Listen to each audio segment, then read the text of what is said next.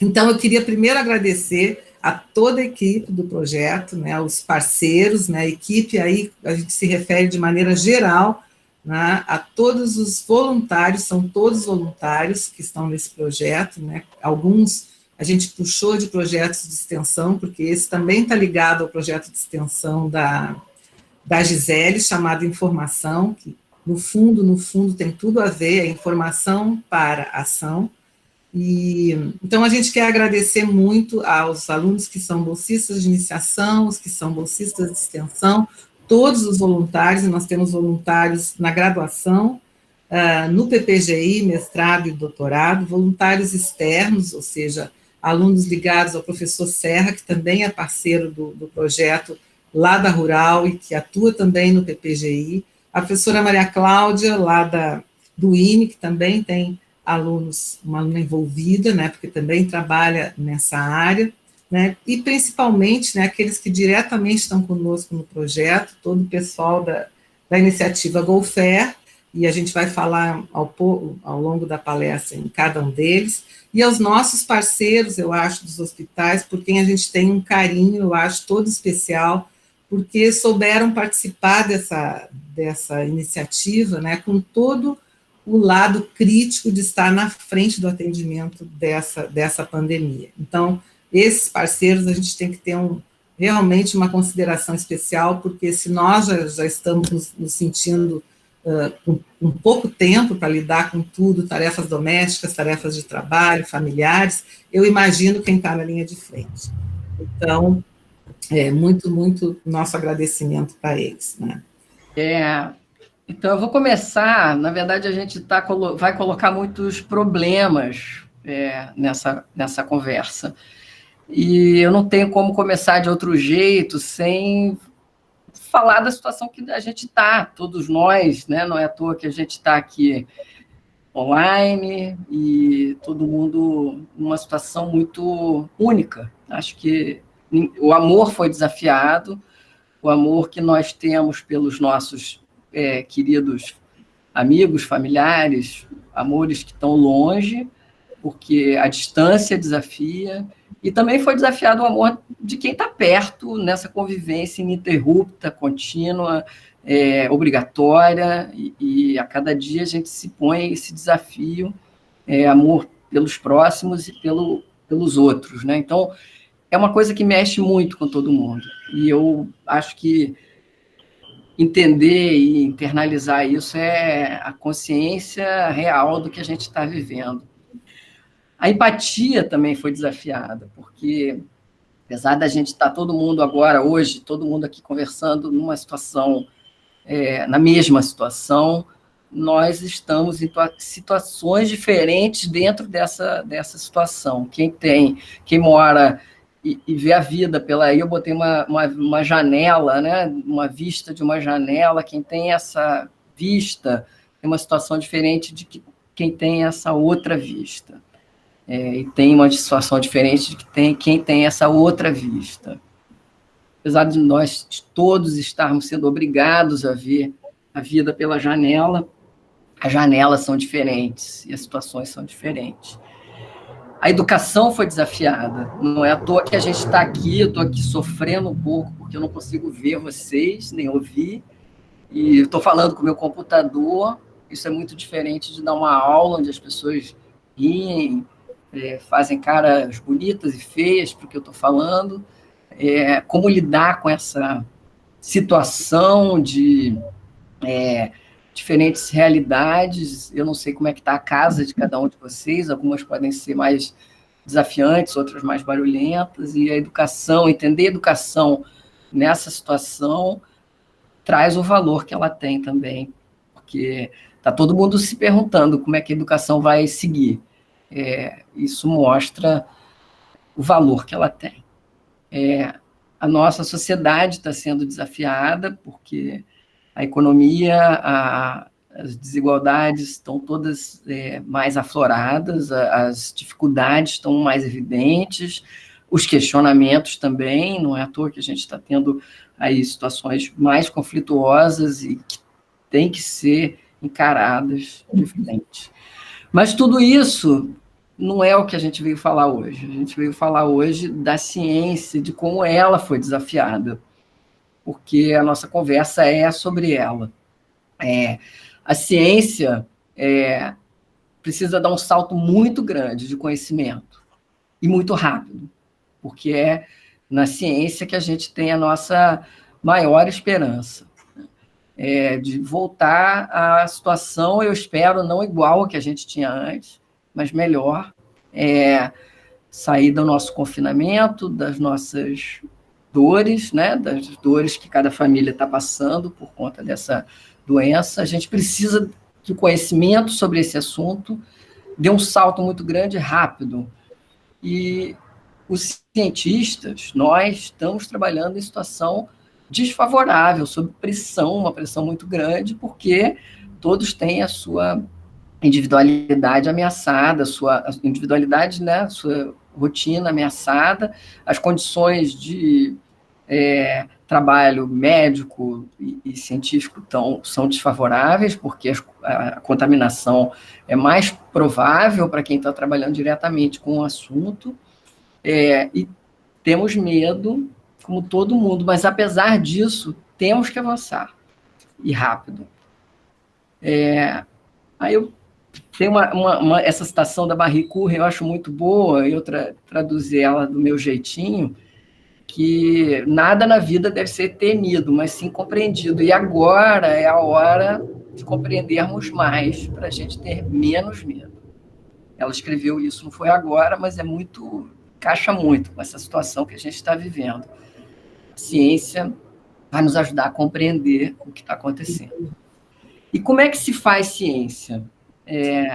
Quase todo mundo que está aqui tem um pé na ciência, mas eu acho importante a gente ressaltar que o conhecimento da ciência ele é socialmente construído, ele é colaborativo. Não existe um órgão superior, regulador, que diz isso aqui está certo, essa aqui é a verdade. Porque o que hoje está certo, amanhã pode ser questionado. E a ciência, do jeito que a gente conhece, a boa ciência, ela evolui com os questionamentos. Como é que isso funciona na nossa prática, né? O cientista chega a uma conclusão do seu trabalho. Ele escreve um texto e manda para uma revista científica. Outros cientistas que estão do outro lado leem, e se eles acham que o trabalho foi feito adequadamente, com rigor, eles publicam. Aí, milhares de outros cientistas têm acesso a esse trabalho, e o que eles fazem é meter o pau, criticar o máximo possível o trabalho desse pobre cientista, enchem o trabalho de críticas. E, a partir dessas críticas, um outro cientista parte desse trabalho e faz um outro trabalho. E aí começa tudo de novo. Esse novo cientista chega a uma conclusão e expõe o seu trabalho a uma crítica feroz. A produção científica sobre Covid também é uma curva exponencial, que nem é a curva da Covid mesmo. Hoje, a produção científica sobre a Covid, ou seja, esses artigos publicados, dobram a cada 14 dias. É a guerra das curvas exponenciais. Nós temos 22.938 papers hoje publicados. E eu achei esse site, que é um site que fez um dashboard aí das publicações científicas. Se vocês navegarem por ele, deixa eu ver se eu consigo navegar aqui para vocês verem rapidamente. Temos aqui 22.398 papers, e a cada dia o que foi publicado. E aí você fala, meu Deus, eu sou uma cientista, eu quero me situar, eu quero saber como é que meu trabalho se encaixa em todos esses 22.000 artigos que foram publicados sobre o assunto. Então, eu posso aqui tentar descobrir pelo tipo de assunto, qual que é parecido com o meu, ali no Research Categories, eu posso ver o paper mais discutido, para ver se tem a ver com o que eu estou fazendo. Eu posso ver o que foi publicado na última semana aqui nessa tela. É muita coisa. E a gente precisa se posicionar, nós como cientistas, se posicionar dentro desse oceano de informação para produzir um conhecimento que a gente não quer, nós como humanos temos pressa de que a solução ou as soluções apareçam. A gente não quer que a cientista Letícia faça um trabalho igualzinho, repetindo o que algum outro já fez, sem adicionar nenhum tijolinho novo nessa muralha, porque a gente não pode perder esse tempo, a gente quer que as coisas avancem rápido. Então, isso é um grande desafio, lidar com essa montanha de informações. Então, como é que a gente acelera isso, mesmo com essa produção que já é muito... A gente precisa acelerar, ninguém tem dúvida disso, né? Como é que a gente acelera isso e se localiza nesse oceano aí de pesquisa? Então, a gente também não pode perder o rigor científico, porque a pressa não significa que devemos abrir mão de nenhum critério para que os resultados sejam válidos. Como a gente faz isso? Então, a primeira coisa que a gente precisa fazer é tornar mais fácil para um cientista saber o que já foi feito, quais foram as críticas que já foram feitas sobre aquilo que já foi feito, e com esse volume de 22 mil artigos, é impossível um humano dar conta desse trabalho. A gente precisa de mecanismos de inteligência artificial que nos permitam olhar para esse oceano e achar ali aquilo que interessa para mim, meu trabalho. Então, para a inteligência artificial nos ajudar nisso, a gente precisa que cada trabalho científico tenha metadados, quer dizer, dados sobre o que se trata o trabalho, por quem ele foi feito, por que grupo, em que contexto político, social, econômico esse trabalho foi feito, e sob quais interesses esse trabalho foi desenvolvido, porque todos esses dados são importantes para eu posicionar um trabalho frente ao meu trabalho, ao trabalho do cientista que está buscando as informações. Então, esses metadados sobre a produção científica são essenciais para que a gente possa acelerar e usar as ferramentas de inteligência artificial para nos dar velocidade nessa luta, nessa batalha que a gente está travando contra essa pandemia. A outra questão que a gente pode usar para acelerar, a gente precisa partir de onde alguém parou. Então, quando uma pessoa faz um experimento com genoma, remédios, vacinas potenciais, tratamentos já utilizados, ela gera dados daquele trabalho, dados estatísticos, dados das mais diversas naturezas sobre aquele trabalho. Se cada cientista puder pegar o trabalho do outro, e ao invés de ter que fazer tudo do zero, igualzinho o outro fez, para ver se chega no mesmo resultado, e partir daí para uma nova abordagem, se cada um puder usar os dados na menor granularidade possível, os dados crus que o outro cientista utilizou, e processar os dados para que ele possa validar o que foi feito, se aquilo que foi feito foi bom. Por exemplo, se você tem cada remédio, o dia, o paciente que ele foi utilizado e o resultado obtido, é muito mais produtivo você partir desse dado granular do que você pegar simplesmente uma tabela que diz: olha, eu fiz um experimento com esses dados e 25% dos pacientes respondeu bem. Será que esses 25% foram calculados da mesma maneira que eu calcularia? Foram pensados da mesma... O que significa isso na realidade? Então, poder reproduzir uma pesquisa fielmente, que já foi feita, e partir de onde a outra pessoa parou, ao invés de fazer tudo de novo, é uma maneira de você acelerar a ciência como um todo. Também gostaria de pegar trabalhos feitos em lugares diferentes, em condições diferentes, pegar os dados de trabalhos diferentes e juntar para obter uma nova conclusão, que só é possível utilizando dados múltiplos. Para fazer isso, os dados têm que estar interoperáveis, eu tenho que poder usar, juntar, cruzar, multiplicar, dividir, reagrupar, eu tenho que poder pegar os dados e trabalhar ele junto, vindo de lugares diferentes. Então, assim, qual é a conclusão desse meu argumento? Que para acelerar a ciência, nós precisamos de dados abertos, bem descritos, para permitir que a gente use a união do processamento de humanos e máquinas, que a gente use a potência da inteligência artificial, que a gente possa cruzar dados de diversas fontes. E o que a gente faz com esses dados abertos? Como é que a gente anda com eles, né?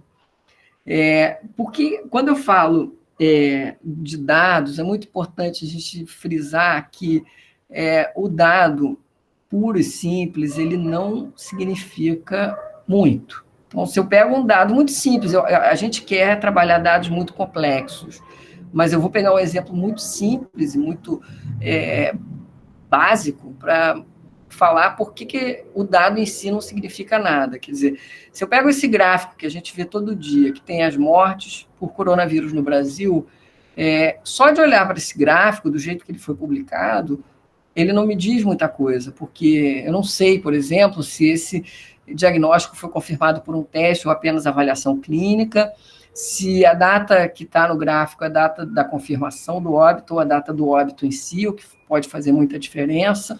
Então, o que eu quero dizer é que mesmo um gráfico muito simples, muito básico, ele tem que ter semântica, ele tem que ter o significado dele explicitamente colocado para ele poder ser usado para o avanço do conhecimento humano.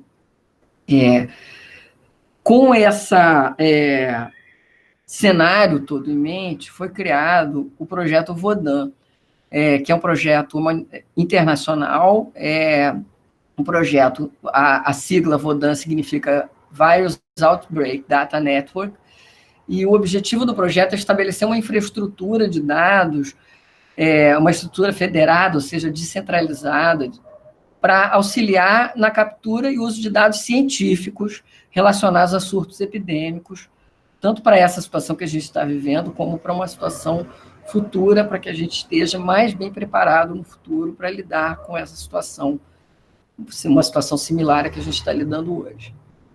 Então, essa iniciativa internacional, ela tinha que partir a um assunto complexo, com milhares de possibilidades, por onde começa-se, né, uma data network sobre essa pandemia que a gente está vivendo, e aí um caso concreto que a gente pode pensar é que no mundo inteiro milhões de pessoas foram internadas e tratadas em milhares de hospitais, e cada hospital, cada cidade, cada país usou remédios diferentes e procedimentos ventilatórios diferentes, e quais foram os melhores, quais foram as consequências de cada um, quais aqueles que o paciente tolerou melhor.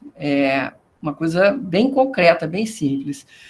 A OMS criou um formulário padrão para ser preenchido para os pacientes que foram internados, para fazer uma comunicação dos casos. É um formulário que foi feito para ser preenchido à mão, do jeito que ele está aqui mostrado na tela, e depois cada país automatizou isso de alguma maneira. Então, basicamente, um formulário que, se você olhar aqui, é muito simples, né?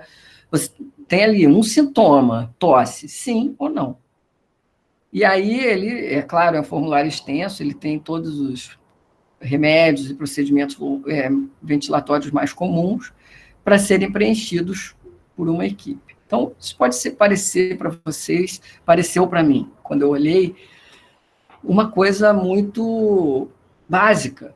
A gente fica pensando assim, né, na ciência como uma coisa complexa, e a gente está falando aqui de uma coisa muito simples.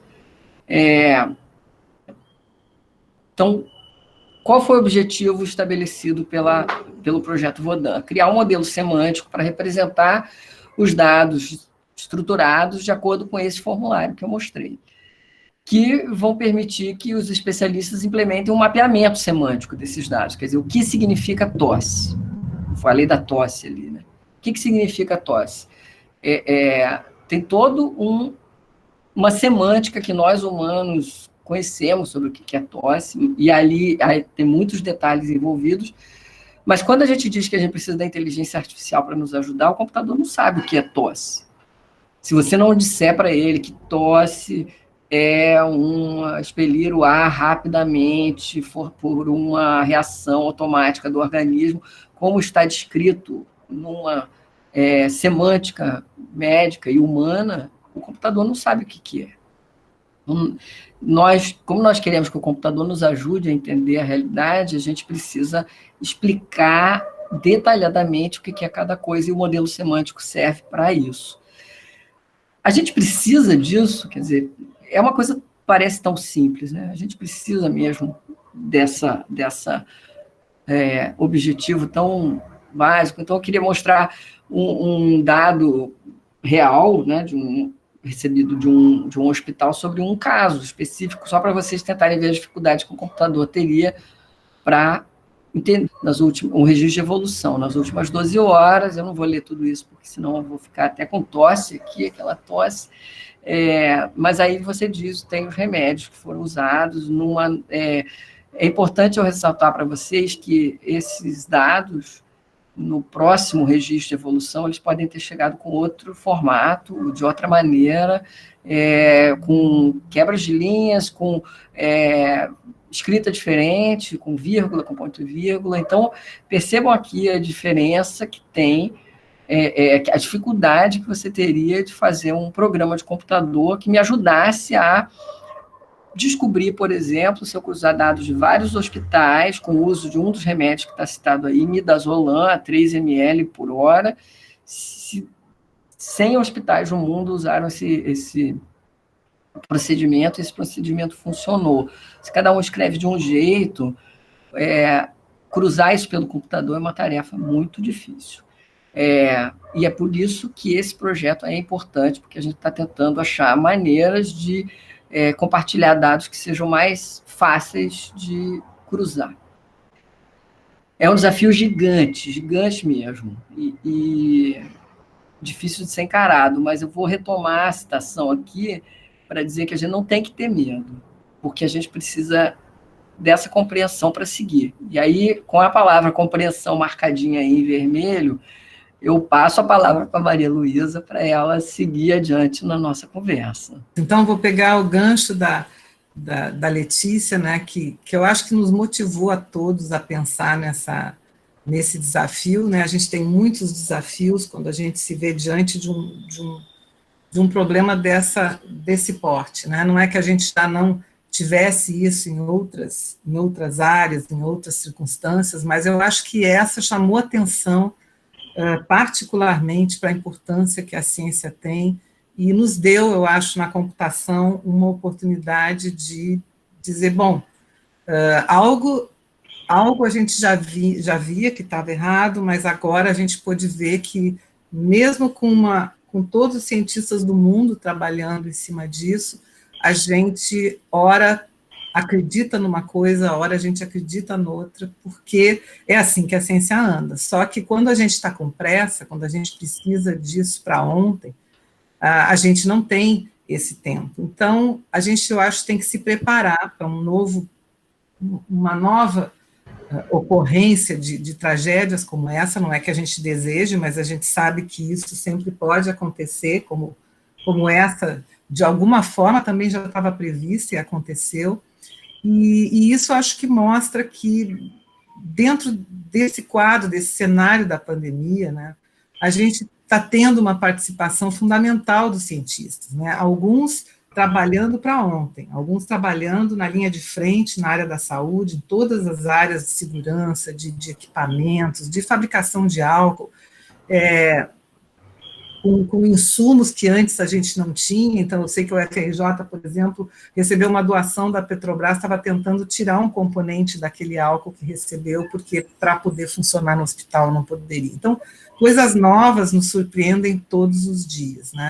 Então, eu acho que quando a gente olha, né, a gente tem muitos resultados interessantes nessa área. Quando a gente olha para um gráfico desse, que vem sido super discutidos, modelos matemáticos vêm sendo construídos, né? A gente está enxergando aqui né, um resultado de toda uma pandemia, de N coisas que aconteceram, né, resultado também de análises, né, que levaram em conta o que foi acontecendo ao longo desse período nas mais diversas áreas. E como é que a gente interpreta isso? Eu acho que não dá para perder a dimensão, embora a gente esteja olhando para os números macro, embora a gente acompanhe essas curvas e esses painéis maravilhosos que tanta gente foi gerando na academia, a gente tem que entender que por trás disso a gente tem um nível de detalhe que no longo prazo a gente vai ter que passar a entender, ou seja, a gente tem todo um conjunto de informações que em escala menor, em cada experimento, em cada local onde alguém conduziu algum tipo de investigação, a gente tinha pacientes com seus exames, com seus medicamentos, que fazem parte dos tratamentos que são feitos a partir de sintomas que, claro, devem, em grande parte, estar ligados ao coronavírus, mas em outro grande número podem não estar ligados a ele, né? E isso que Letícia apontou de toda a documentação que a Organização Mundial da Saúde tenta fazer nesses formulários, né, é tentar capturar um pouco mais do que esses nossos sistemas de prontuário médico já capturam. Mas tem todo um outro contexto que às vezes não fica ali retratado, que é da disponibilidade de equipamentos de segurança que podem gerar maior infecção ou menor entre as equipes de saúde, as unidades hospitalares onde se situavam, como é que recebiam seus pacientes, até durante a pandemia e mesmo após, a gente poder examinar toda a evolução do vírus em contrapartida ou ao longo dessa curva e começar a trabalhar com outros aspectos. Por exemplo, a gente saber quais eram as condições sanitárias daquele hospital, como foi a circulação do vírus dentro daquele hospital particular. Então, tem um outro projeto da Fiocruz, com o Alberto Dávila, lá no BCS, trabalhando exatamente com amostras de máscaras dos médicos e de filtros de ar-condicionado para poder coletar amostras, para fazer a metagenômica daqueles ambientes e saber, ao longo do tempo, como é que isso evoluiu, qual foi o tipo de contágio, que tipo de vírus tinha lá. Né? Então, essas questões... Opa, ele andou aqui, não sei porquê, vamos voltar. Essas questões todas mostram para a gente que, para poder compreender aquela curva lá na frente, daqui por diante, muitos estudos a gente vai ter que fazer.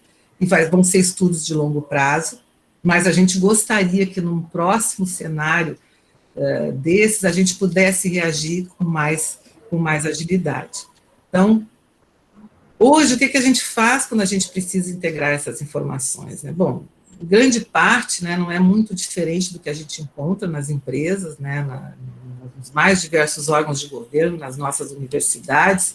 A gente tem as nossas bases operacionais, a gente andou caminhando no sentido de tentar ligá-las, integrá-las até num banco único, tentou gerar ambientes analíticos onde a gente tivesse mais agilidade para a tomada de decisão e criou um sem número de ferramentas para poder explorar esse dado. Né? Então, a gente tem um ferramental, né, mas o que dizer disso quando a gente está falando em larga escala?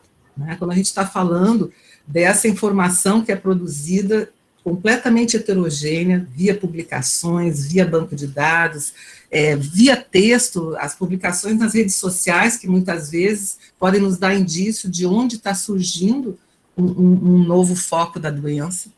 A gente, certamente todos hoje, e a gente vê isso muito nos nossos alunos, né? Eu quero fazer ciência de dados, eu quero fazer ciência de dados. Então, toda uma área em ebulição por conta desses dados que são gerados de forma talvez não tão organizada quanto esse do prontuário, que, como a Letícia mostrou, apesar de ser um dado que não está fácil de tratar, pelo menos está registrado. Tem uma série de outros que são muito mais volumosos, apresentam uma variedade muito maior, muito mais difícil de tratar. E isso é a ideia que a gente vem, toda uma nova área que hoje ganhou muita notoriedade, que é a ciência de dados, para procurar tentar dar conta desse volume enorme de de informação, e aí, a partir de processos estatísticos, do uso de inteligência artificial, métodos numéricos, né, criar relações, descobrir coisas novas em função daquele dado básico que está lá. E acho que o contexto do nosso projeto, eu vou tentar encaixar um pouco o que a gente vem fazendo, né, a motivação para ele vem de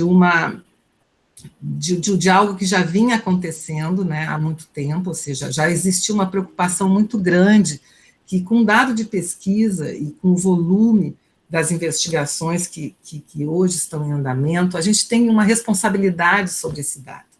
E, da mesma forma que já aconteceu por conta de outras razões, na verdade, por conta da transparência no setor público, por conta da gente poder tirar valor do dado que é gerado na esfera governamental, a gente já vinha com ele iniciativas no sentido de colocar o dado público, colocar o dado de uma forma que possa ser mais facilmente utilizado. No entanto, se a gente olhar para a área científica, tudo que se falou de ciência aberta, isso já é muito antigo, isso não é uma coisa nova, né? Continua acontecendo da gente ter essa informação em nichos, né? E quando a gente fala de uma pandemia como essa, né, é muito difícil isolar o que é ciência, o que é dado público, dado populacional, não existe essa fronteira. Então, a ideia dessa rede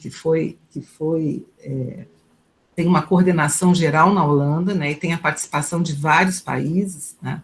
Ela aqui no Brasil é coordenada pela Fundação Oswaldo Cruz, em parceria com a UFRJ e com a Unirio, e tem, como eu já agradeci, né, hoje, inicialmente, a participação de 2 hospitais, que vem nos apoiando enormemente, né, e faz parte, na verdade, de um esforço maior, que já tinha se iniciado de um escopo muito mais amplo, através dessa iniciativa GoFair, né? Então, o Vodun se insere dentro da iniciativa GoFair, embora não se limite aos preceitos que o GoFair veio trazer desde 2015, né?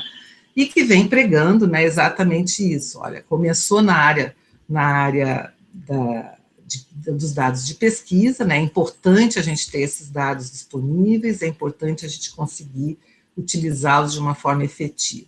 E aí, ao longo do tempo, o Brasil foi se engajando, né? A Luana, que está aqui nos assistindo, é quem coordena o GoFair Brasil Office, né? A Patrícia Henning também tem sido uma auxiliar enorme, trabalha dentro dessa iniciativa GoFair já desde o início, né?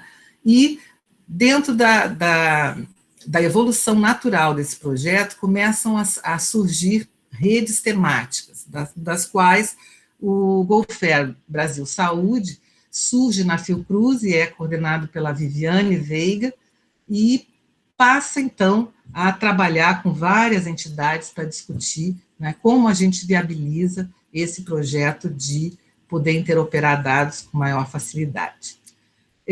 Não é algo novo, né, o GoFair não está isolado dentro dessa, tem coisas bem mais antigas, como o RDA, por exemplo, que surgiu em 2010, tentando reunir pesquisadores das mais diversas áreas, dizendo, olha, a gente precisa tornar mais produtivo o consumo desse dado, porque ele é um dado que custa para gerar, ou seja, o financiamento que a gente obtém para as nossas pesquisas, ele tem que dar um retorno, não só para o grupo que utiliza esse dado, mas tem que dar um retorno para a sociedade como um todo. Isso só vai acontecer se, na linha do que a Letícia falou, né, a gente conseguir interagir mais e esse dado não ficar perdido aqui, acolá, ou quando o cientista se aposenta, leva o dado com ele, né? Ou eu nem sei que existe alguém pesquisando aquilo que eu venho pesquisando.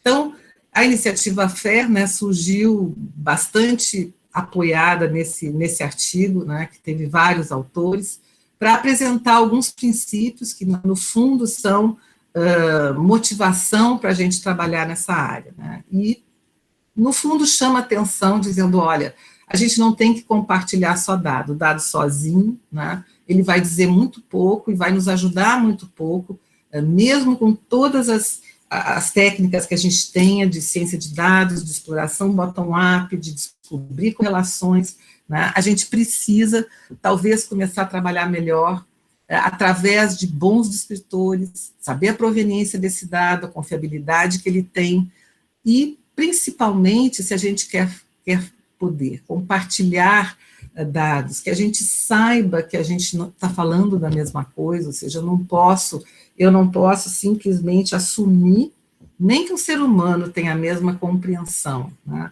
do que é um caso de coronavírus, né, o que dizer de um programa, né, de um software, de um agente que tem que procurar informações correlatas, que tem que tentar fazer essa correlação por nós, porque a escala que esse volume de informações tomou é intratável apenas por nós, então a gente precisa da ajuda de inteligência artificial, a gente precisa dar uma compreensão para a máquina do que esse dado significa, mas no fundo é um acrônimo para a gente poder falar que o dado tem que ser facilmente localizável, né, que ele tem que estar acessável e acessível, ou seja, ele tem que, de alguma maneira, tem que chegar nele, e isso não quer dizer, né, que todo dado tenha que ser aberto, mas esse dado tem que deixar claro quem pode acessá-lo, como pode acessá-lo, né, porque a gente pode ter um nível de certificação, onde o dado que foi financiado publicamente, ele pode ter um acesso público e aberto para que ele seja mais efetivamente e amplamente utilizado, e, claro, né, no caso de dados sensíveis, com todas as questões envolvidas nisso, no caso de dados para o qual já foi agregado um valor, com parcerias, com iniciativa privada, com a própria área, então, e, claro, né, tem que ser interoperável, ou seja, o nosso maior objetivo é exatamente interligar com outros tipos de dado, então, conseguir dizer, olha, essa publicação utilizou esse dado para suas evidências, tem que ser possível reproduzir isso, mas se eu não conseguir chegar nessa inter-relação, se eu não conseguir chegar, dizer, olha, esse dado aqui está falando dos sintomas também, esses mesmos sintomas estão relacionados a essas outras doenças, né? Essa doença foi tratada com o fármaco tal, será que isso não pode ser utilizado para outras doenças que apresentem esse sintoma, ou que ataquem os mesmos órgãos? É isso que a gente está falando quando a gente menciona interoperabilidade, né? E, finalmente, reusabilidade é porque, claro, a gente quer esse dado sendo utilizado em outras investigações, né, mas com um grau de confiabilidade, de qualidade, que o próprio cientista possa ter essa garantia. Então, para garantir tudo isso, né, o que tem de novo, eu acho, nos últimos 20 anos, né, então pode parecer que não é algo tão novo, porque computação é uma área nova, né, se a gente contar as últimas décadas, né, mas interoperabilidade semântica agora é inevitável, ou seja, a gente não tem mais como lidar com essa nossa incapacidade de lidar com redundância, com inconsistência, se a gente não tratar disso. E eu acho que a frase do Baron Mons, que é um dos grandes idealizadores do Goldfair, eu gosto muito dessa frase, porque ele diz assim, num artigo dele, foi de 2005, ele diz assim, por que enterrar o dado? Vamos lá. Por que enterrar o dado no início para depois ter que minerá-lo novamente? Eu gosto muito dessa frase, porque, no fundo, o que ele nos remete a essa questão, olha, eu tenho que ficar lá escavando, eu tenho que ficar lá descobrindo coisas, e sabendo se uma coisa quer dizer a mesma coisa que a outra, porque talvez eu não tenha me preocupado com isso no início. Então, quando a gente fala de web semântica, a gente também está falando que, olha, as nossas soluções de integração de informação, seja no ambiente corporativo, governamental e na academia, né, ela sempre lidou muito com a informação factual, ou seja, o dado do paciente, o dado populacional, o dado da produção econômica, né, isso é o fato, isso é o que eu tenho ali no dado, né.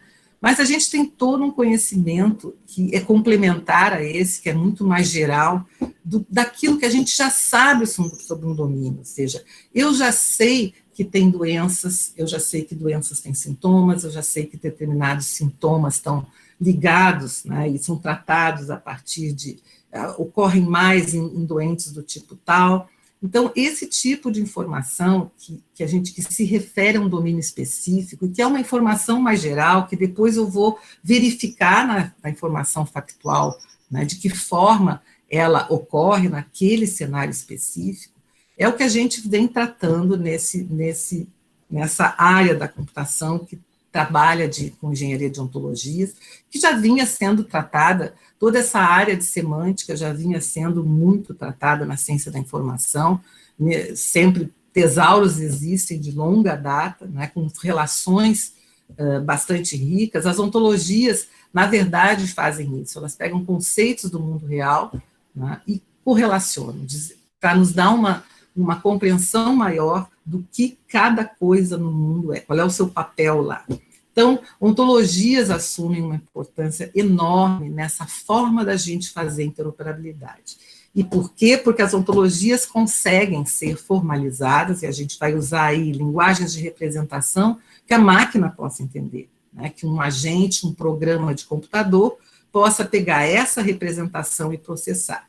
E aí verificar, bom, isso que você está dizendo sobre doenças e esses fármacos, eu já vi isso em outro lugar, eu já vi isso descrito de outra maneira, então, não é que a gente tenha que ter um consenso sobre vocabulário, não se trata de vocabulário, se trata, no fundo, da gente estabelecer relações entre conceitos de tal forma, ricas e formais, para que a gente consiga falar do mundo que a gente entende, tal qual a gente interpreta, para poder processar essa informação factual que está lá, e a gente já vem dando conta disso há muito tempo nos nossos bancos de dados. Eu vou mostrar rapidamente o que está sendo aqui, o nosso ambiente, o que o projeto Vodun contempla, né? E esse aqui é o caso específico da nossa solução, da nossa plataforma aqui no Brasil.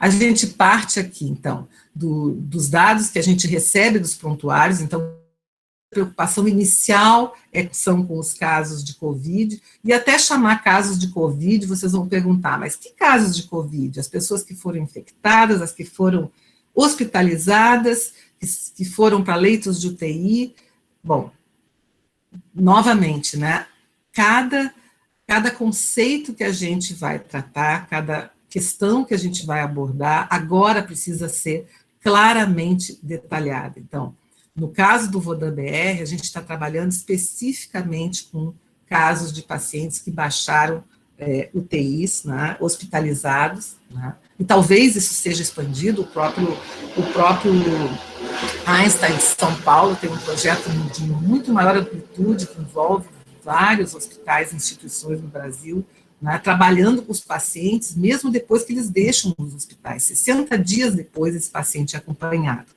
A gente está lidando, né, com os nossos parceiros, com dados que dizem respeito ao paciente, desde que ele baixa o hospital, o tratamento que ele recebe, e depois, quando ele recebe alta, ou infelizmente, quando ele vem a falecer, a gente tem esse percurso no hospital.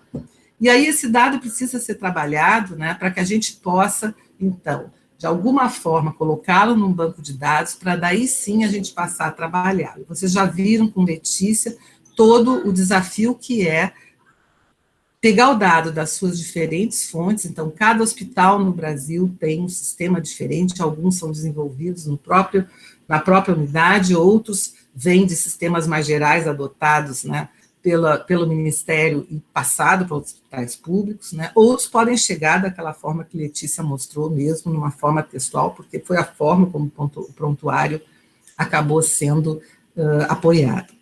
E, para isso, pensando nos hospitais que até não tenham essa forma, foi desenvolvido um aplicativo, né? A gente agradece o professor da UERJ, o professor Marcos Martins, que trabalhou, foi uma equipe da UERJ, da área de design, trabalhou no design do aplicativo, que está sendo desenvolvido, o Breno está coordenando a equipe com a Letícia, e daqui para adiante, a gente vai ter que trabalhar o dado das diferentes fontes que ele vier, para poder estar num banco, onde a gente possa aí sim começar a dizer, bom, aqui eu tenho o que o formulário do OMS nos pede, para a gente poder começar a trabalhar esse dado. Então, a gente seguiu duas linhas. A gente tem uma linha aqui para baixo, que, na verdade, é para poder dar algum tipo de contrapartida mais rápida para os hospitais que são nossos parceiros, ou seja, todo esse outro processo, né, está usando tecnologias que estão sendo desenvolvidas agora, né, são tecnologias que a gente ainda não tem, né, ainda não as tem integradas, né, então a gente tem pedaços, coisas que já foram experimentadas,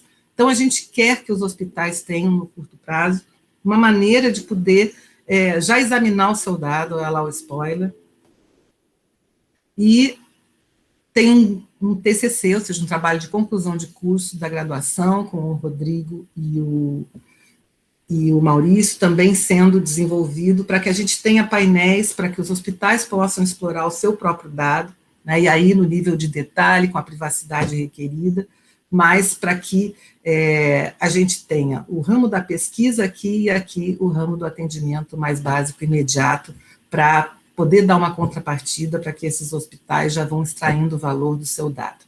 Aqui para cima, então, a gente tem toda essa outra forma da gente tratar o dado, que é tentar transformá-lo para que ele seja mais facilmente interoperável. E aí, ontologias têm um papel crucial, porque nessa transformação a gente precisa anotar o dado, é aquilo que a gente falou lá, não vamos enterrá-lo para depois ter que desenterrar.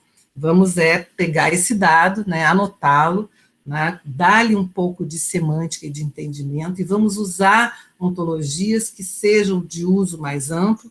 Então, só na área de biomédicos a gente tem centenas, eu acho que quase milhares hoje de ontologias desenvolvidas, né, e a gente, ainda ontologias nem sempre bem fundamentadas, nem sempre ontologias também fáceis da gente fazer a sua integração, o seu uso conjunto para anotar um conjunto de dados que requer esse uso conjunto. Então, a gente usa aqui uma ferramenta que a gente desenvolveu num projeto em 2010, financiado pela RNP, e que vem evoluindo desde então, já vários alunos em TCC, outros alunos em mestrado, trabalharam também no desenvolvimento dessa plataforma, onde o dado passa de um formato convencional para um formato em grafo, ou seja, para um formato de dados interligados. Então, aqui, né, os nossos bancos de dados, vai ser um banco de dados de triplas, é assim que a gente chama o dado nessa forma de grafo, no seu elemento mais básico, e vamos também trabalhar com repositórios de dados, ou seja, conjuntos de datasets, de arquivos, de bancos, que a gente vai expor através de um grande catálogo, que, a exemplo do que já é feito com dados de governo hoje em dia, bastante apoiado na plataforma do SECAM, né, experimentando com outros repositórios, que provavelmente, para a gente falar com o resto do mundo, e aqui está uma figura tirada lá da web semântica, né, onde a gente vai ter que lidar com diferentes datasets, diferentes catálogos e fazê-los interoperar. E a iniciativa FAIR entra trazendo novidade, né, dizendo, olha, da mesma forma que você fez todo esse percurso com o dado, tenha cuidado de fazer isso com o seu metadado, porque é o metadado que, no fundo, vai ser primeiramente exposto, porque eu tenho que poder saber se eu tenho direito de usar esse dado, eu tenho que poder rastrear esse dado, dizer de onde ele veio, enfim, entender esse percurso e, da mesma forma, entender como é que ele foi anotado.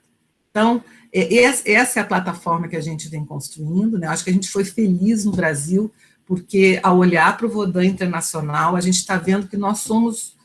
Existe o Vodan África, que é um projeto muito importante, muito grande, juntando 6 países na África, mas nós somos dos poucos projetos, até o momento, eu acho que somos os únicos que está com o dado na mão, que conseguiu parceria com os hospitais para já começar na parte inicial e poder fazer toda uma experimentação até o final da linha.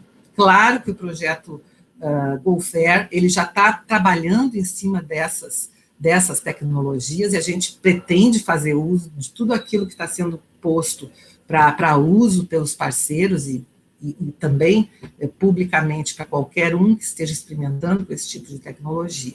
Então, para não me alongar mais, o que a gente quer mesmo é essa nova forma de fazer ciência, né? A gente quer que a gente não seja mais surpreendido, mas que a gente aprenda com as dificuldades, os desafios que a gente está tendo nesse momento, né, para a gente poder tomar decisões acertadas, para a gente poder confiar na ciência, né, como ela deve ser confiada, né, com tudo que ela já fez ao longo dessas centenas de anos, mas agora com outros instrumentos, com outros desafios, mas também com soluções também igualmente criativas e que certamente vão nos levar para uma evolução na forma como lidar com isso.